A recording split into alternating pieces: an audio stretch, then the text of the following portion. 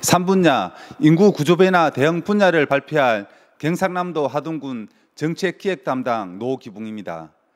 저출산 고령화를 넘어 인구 지진으로 표현되는 심각한 농촌 지역의 전반적인 문제를 해소하기 위해 행정 서비스의 집중화, 규모화의 복합타운 컴팩트시티를 조성한 사례를 발표하겠습니다. 컴팩트시티란 도시 외곽 개발에 따른 도심 공동화가 심화되고 인구 감소로 인해 지방 중소도시의 기반시설 유지 비용 부담이 증가하면서 압축적인 도시 공간 개발을 지향하는 도시 계획적 개념입니다. 우리나라에서도 대도시를 중심으로 도시 활성화를 위해 컴팩트시티를 개발하고 있습니다. 일본의 경우에도 일찍이 거주 유도 지역으로서의 인구 유입과 대중교통수단의 활성화 측면에서 컴팩트시티 정책을 추진하고 있습니다.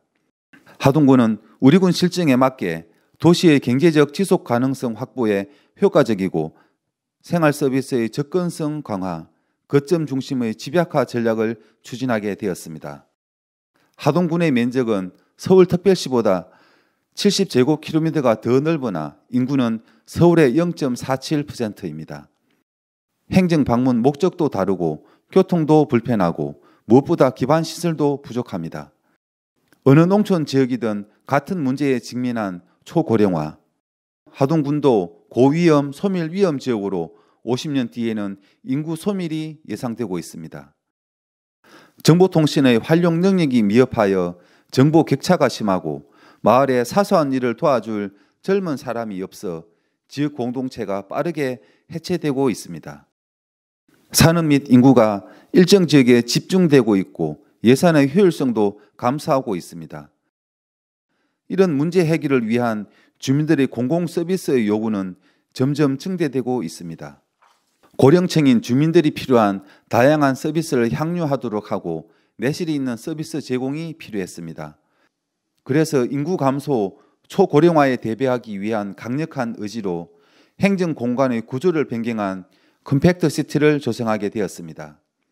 하동군의 실정에 맞게 행정과 교통, 복지 서비스를 집중하고 규모화한 것입니다.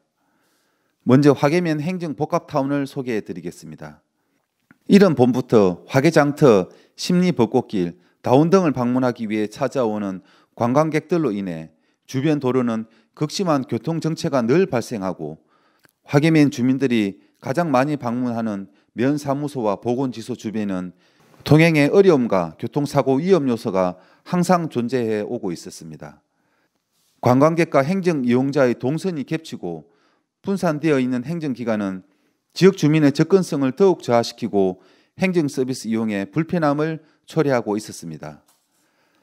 그래서 행정, 보건, 복지, 교통의 중심 교류 거점 시설로 재정비한 행정복합타운을 조성하여 편리하고 효율적인 공간 구조를 조성하게 되었습니다. 이곳 화계면 행정복합타운은 면사무소, 보건지소를 이전하여 원스톱 행정서비스를 제공하고 있습니다. 주민들의 복합문화공간인 다향문화센터, 주민쉼터인 나래광장, 노인층의 여가 정진을 위한 게이트볼장을 비롯한 다목적 운동장이 있습니다. 이미 업무의 원스톱 서비스는 다들 시행하고 있지만 하동군은 물리적인 제반 여건을 구비한 복합 공간을 조성하여 지역 여건에 맞는 초고령화 사회에 대비한 환경 조성으로 좋은 성과를 얻고 있습니다. 앞으로 치안과 금융기관의 이전도 추진 중이고 기존의 부지는 지역경제 활성화의 기반으로 조성할 계획입니다. 두 번째, 교통복합타운에 대해 설명드리겠습니다. 기존의 개인 소유인 하동 시외버스 터미널은 1차로의 복잡한 시내 한가운데에 있었고 좁은 진출입으로 인해 노인 교통사고 빈발 지점으로 경상남 도내 2위를 차지한 곳입니다. 대형 차량으로 인한 환경오염, 교통체증 유발로 인한 불편, 주차장 부족, 시설의 노후화로 도심 기능이 저하되어 있던 곳입니다. 또한 하동읍을 관통하던 경전선 철도가 외곽으로 이전하여 버스와 기차를 환승하는 노인들이 큰 불편을 겪고 있었습니다. 시가지를 관통하는 경전선 철도로 인해 기형적인 공간 구조로 도심지의 발전을 제해하고 있었습니다. 이용자들의 편리를 위해 인근 시군과 대도시를 연결하는 교통 허브도 구축할 필요가 있었습니다. 하지만 버스 터미널 이전에 따른 지역 상권의 반대가 있었습니다. 많은 소통을 하였습니다. 대부분 노령층인 버스 이용자는 어르시설과 시장 방문, 환승을 위해 터미널을 방문하는 경우가 가장 많았습니다.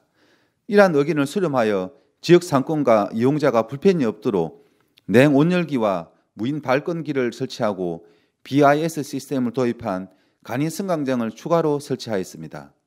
버스 노선을 모두 시내를 경유하도록 하고 농어촌 버스 요금을 단일 요금으로 시행하여 노인들의 교통비 부담을 줄여드렸습니다. 공용 주차장을 추가로 설치하고 진입도로를 개설하였습니다. 교통사고 발생 건수가 급감하였고 국민들의 만족도가 향상되었습니다.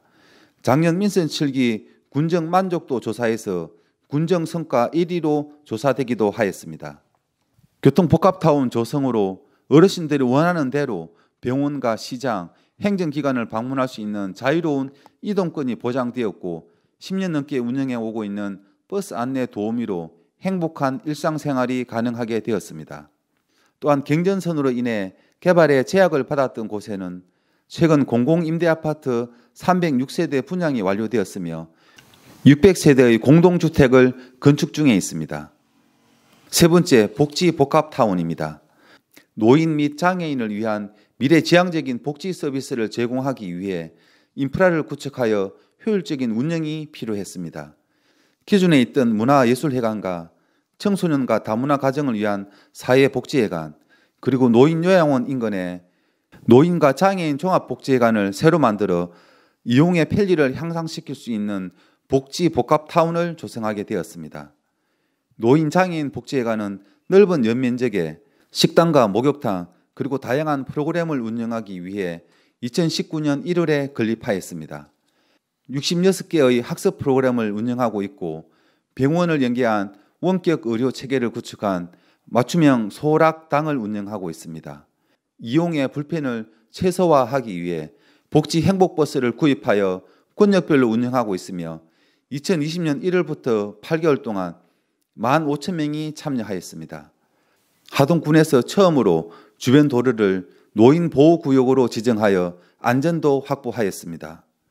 이처럼 다기능 복합화, 규모화된 농촌형 복지관 모델로 초고령화 사회에 맞는 인프라를 구축하여 노인 일자리뿐만 아니라 인구 구조 변화에 맞는 복지 서비스를 제공하고 있습니다.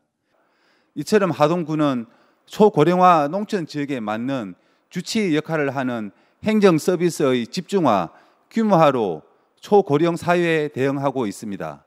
이상 발표를 마치겠습니다. 감사합니다.